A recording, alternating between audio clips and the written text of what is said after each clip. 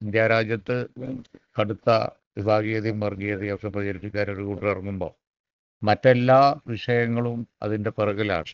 അപ്പോൾ കോൺഗ്രസിനെ പോലെയുള്ള ഇന്ത്യ മുന്നണിയെ പോലുള്ള കക്ഷികൾ അധികാരത്തിൽ വരാതിരുന്നാലുള്ള അപകടം, കൂടുതൽ കോൺഗ്രസ് സ്ഥാനാർത്ഥികൾ വിജയിക്കണം, അതാണ് ഇന്നത്തെ ആവശ്യം. അവർക്ക് മാത്രമേ ഒരു പകരം ഗവൺമെന്റ് ഉണ്ടാക്കാൻ കഴിയുള്ളൂ. അതിനുള്ള സാധ്യത തെളിഞ്ഞിരിക്കുകയാണ്. അതാണ് ഇവിടെ തങ്ങൾ പറഞ്ഞത്. മറ്റു വിഷയങ്ങളൊക്കെ നമുക്ക് വല്ല മറ്റ് ഘട്ടത്തിൽ പറയുക, ചർച്ച ചെയ്യുക എന്നല്ലാതെ ഇന്ന് ഇന്ത്യക്കാർ മുഴുവൻ, വോട്ടർമാർ മുഴുവൻ ഇരിക്കുന്ന ഒരേ ഒരു വിഷയം ഇന്ത്യ മുന്നണി അധികാരത്തിൽ വരണം, ഇന്ത്യയെ രക്ഷിക്കണം. ഈ ലാസ്റ്റിലെ ട്രെൻഡ് എങ്ങനെയാണ് കേരളത്തില്? അല്ല, UDF തരംഗം, കേരളത്തിലെ UDF തരംഗം, ഒരു സംശയമില്ല.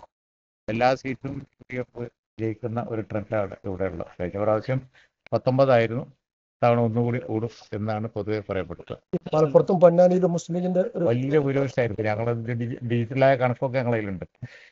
ബൂത്തിലേക്ക് നേരിട്ടുള്ള സാധ്യതകൾ ആരായുന്ന സോഫ്റ്റ്വെയർ വെച്ച് ഞങ്ങൾ കണക്ക് കൂട്ടിയിട്ട് മലപ്പുറത്ത് 2 ലക്ഷത്തിൻ്റെ മുകളിലുണ്ടാവും.